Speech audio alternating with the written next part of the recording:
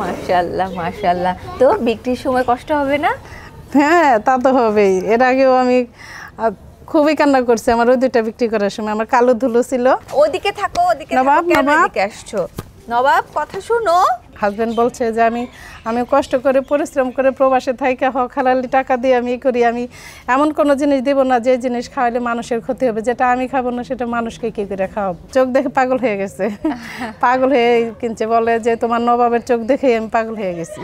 এই হচ্ছে বাহাদুর। নবাব একটু ঠান্ডা, ও একটু গরম। আমার ছেলের মতো করে ওরে পালছি। দুষ্টুমি করে না বাবা। এই যে তুমি ধরবা ধরবা ধরবা।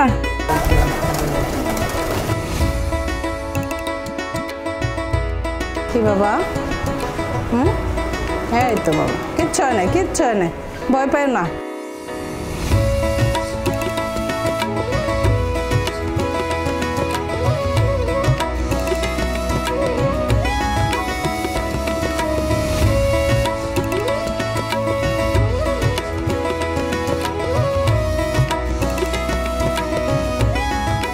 কে কে এই বাড়িতে কে কে আছে? এই ফ্যামিলিতে এখন আমার হাজব্যান্ড তো বাইরে থাকে, আর আমার দুই ছেলে, আমার ছেলেও বাইরে থাকে, বড় ছেলে, আর এই ছোট ছেলে পরীক্ষার্থী, এখন পরীক্ষা দিতেছে। আচ্ছা আচ্ছা। আসসালামু আলাইকুম, আমি মারুফা ইনিন, আপনাদের সবাইকে স্বাগত জানাচ্ছি কৃষি কথা কৃষকের কথা চ্যানেলের আজকের পর্বে। আজকের গল্পটা অনেক মজার হবে, হ্যাঁ, কারণ আমার পাশে একজন আপা আছেন, আর আপা পাশে থাকলে তো গল্পটাও জমে ওঠে, তাই না? আচ্ছা, এই মুহূর্তে আমি আছি সাভারের পাথালিয়া ঘাটের আসাদুল হক আসাদের বাড়িতে।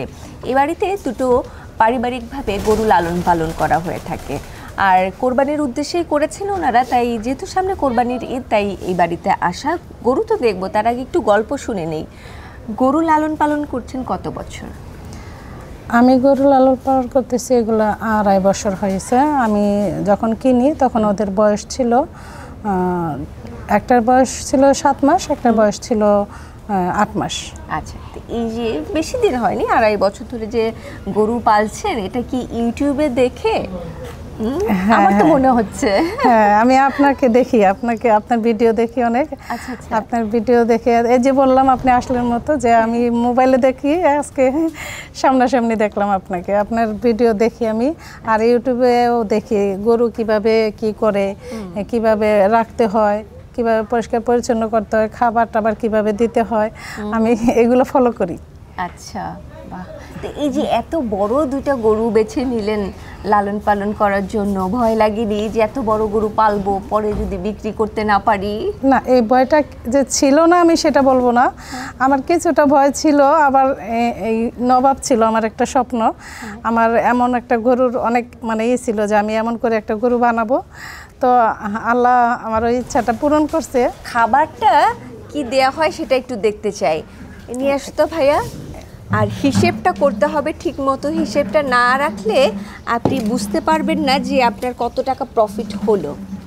এই যে হচ্ছে খাবার, এটার মধ্যে সব মিক্সচার, এটার মধ্যে কিছু খৈলও দেখতে পাচ্ছি এর মধ্যে আছে। হ্যাঁ, খোল, তারপরে ভুট্টা, এই যে কি বলে ডাবলি, খোলার খোসা, তারপরে তিল, চাল সহকারে ধান ভাঙানো, এসব, বাদাম। আচ্ছা আচ্ছা। একটার নাম নবাব, আরেকটার নাম হচ্ছে বাহাদুর। বাহাদুর। নবাব এবং বাহাদুরকে লালন পালন করছেন প্রায় 2.5 বছর। 2.5 বছর ধরে। তো যেই দুটো গরু আমরা আপনাদের উদ্দেশ্যে দেখাচ্ছি, কোরবানির জন্য ওরা রেডি আছে, এবং 2.5 বছর ধরে আপা লালন পালন করছেন এই যে খাবারটা দেখছেন, এই খাবারটা দিয়ে। এবং সেই সাথে বাড়িতে আমি এসে দেখছি ঘাসও আছে। কি ঘাস বলেন তো আমাকে একটু, আপনি তো শিখছেন। হ্যাঁ, কি ঘাস চাষ করেন আমি একটু শুনি আপনার কাছে। এটা নেপিয়ার বলে। নেপিয়ার বলে? আচ্ছা, তো দানাদার দিচ্ছেন কতটুকু নবাবকে, আর ঘাস দিচ্ছেন কতটুকু? আসেন নবাবের কাছে যাই আমরা। নবাবকে দিচ্ছি মনে করেন 2 কেজি পরিমাণ হবে, 2 কেজি সকালে আর 2 কেজির মতো বিকেলে। আচ্ছা, আর এর মধ্যে ঘাস, বেশিরভাগ ঘাসই দেওয়া হয়। বেশিরভাগ ঘাসই দেওয়া হয়? দুপুর টাইমেও ঘাস খায়, দানাদারটা 2 টাইম দিই। আচ্ছা, এই যে দেখেন, হ্যাঁ, ঘাস আর দানাদার খাইয়ে নবাবকে কেমন বানানো হয়েছে একটু দেখেন। মাশাআল্লাহ মাশাআল্লাহ, সব কিছু মিলিয়ে কত সুন্দর। আপা, তো সারাদিন ওর পেছনে কতটা সময় দিতে হয়?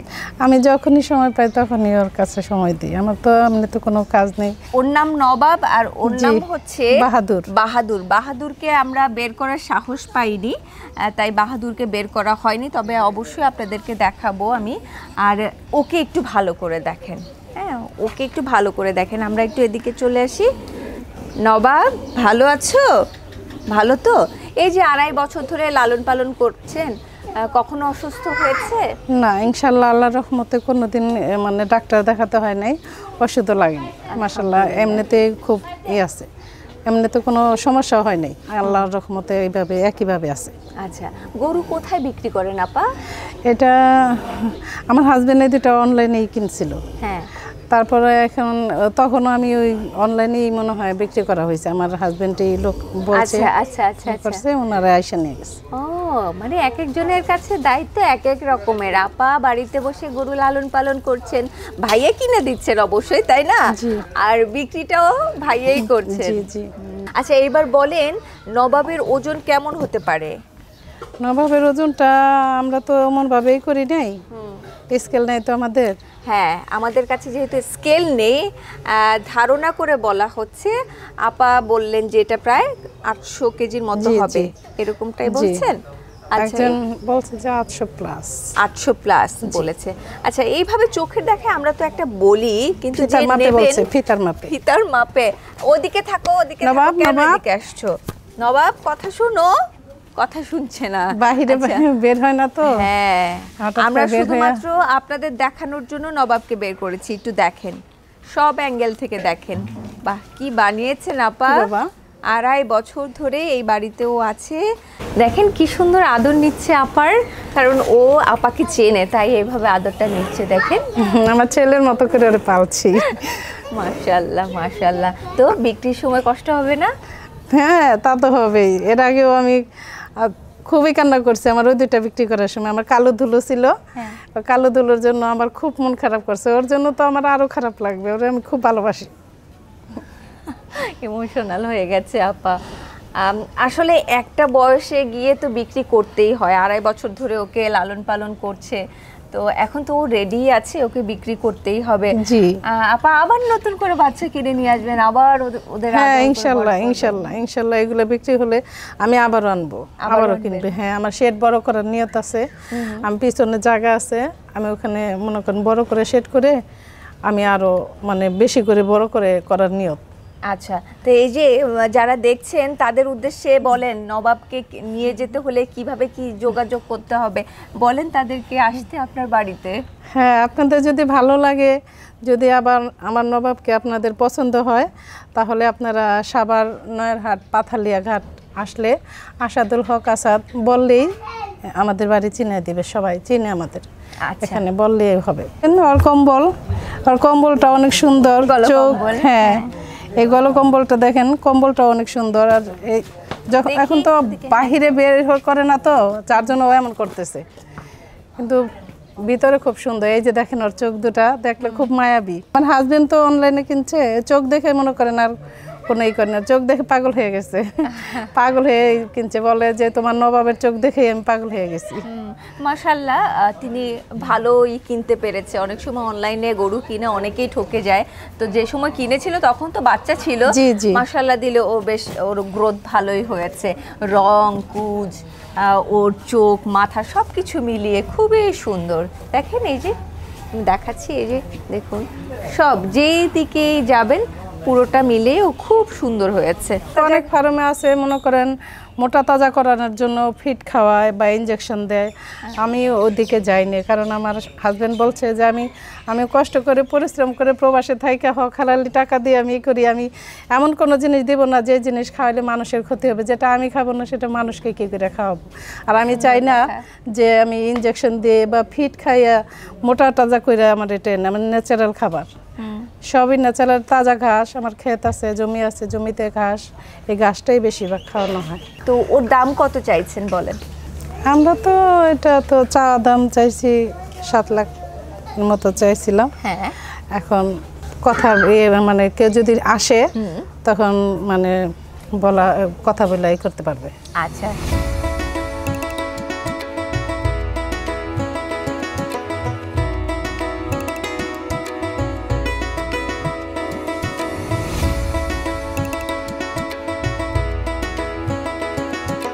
আচ্ছা, এই হচ্ছে বাহাদুর। বাহাদুর এবং নবাবকে সেই 2.5 বছর আগে আনা, 1 লাখ করে দুইজনকে 2 লাখ টাকা দিয়ে আনা হয়েছিল জি, না? জি, সবকিছু খরচ জি। মিলে 2,05,000 মতো হ্যাঁ। আর কি 2,05,000 হয়েছে, 2,05,000 দিয়ে আমি এই দুইটারে আনছি। তো আপনার নবাব এবং বাহাদুর দুজনকেই তো একই সমান আদর দিয়ে বড় করেছেন। জি। তারপরও এই দুজনের মধ্যে যদি পার্থক্য টানতে বলি তাহলে কি বলবেন, কে ভালো? ভালো বলতে তো নবাবই ভালো, ও ভালো, কিন্তু আসলে হঠাৎ করে কোনো মানুষ দেখলে ও একটু মানে পাগলামি করতে চায়, তাছাড়া এমনিতেই ভালোই। নবাব একটু ঠান্ডা, ও একটু গরম। ও একটু গরম। আচ্ছা, একেবারে পারিবারিকভাবে ভালোবাসা আদরে এই দুটো গরু লালন পালন করা হয়েছে। এখানে অনেক বেশি লোভেরও বিষয় না, শখের পারিবারিকভাবে হ্যাঁ, দুটো শখের গরু লালন জন্যই। পালন করা হয়েছে। এবং এখন তো যে আমরা ইউটিউবে এত বেশি দেখতে পাই না বড় বড় গরু লালন পালন করা, তো এই জিনিসটা আসলে মানুষের মধ্যে অনেক বেশি আগ্রহ দেখা দিচ্ছে যে যে একটি গরু লালন পালন করে সেও এখন বড় গরু লালন পালন করেন। তো এখানে যে বাহাদুরটিকে দেখাচ্ছি, ওকে ওইভাবে আমরা ওজন বলতে পারবো না, যেহেতু এটা ঠিকাই বিক্রি হবে, এটা তো লাইভ ওয়েটে বিক্রি হবে না। তো সুতরাং আপনাদের এখানে এসে সরাসরি দেখে ওর সাইজ সব কিছু মিলিয়ে আপার সাথে কথা বলেই কিন্তু একটা দাম নিয়ে কথা বলেই কিন্তু এই গরুটি আপনাকে কিনতে হবে। কিন্তু তারপরেও আমরা একটা ধারণা নিয়ে যাচ্ছি যে এই গরুটির দাম আপা কেমন চাইতে পারে বা চাচ্ছে, সেটা আমরা একটু বলতে পারি। কত চাইছেন আপা? আমার চাওয়া দাম 450 চাইছি আমি। আচ্ছা, 4.5 লাখ করে জি, চাইছে। চাইছি। মাশাআল্লাহ, খুব দুজনেই খুব সুন্দর।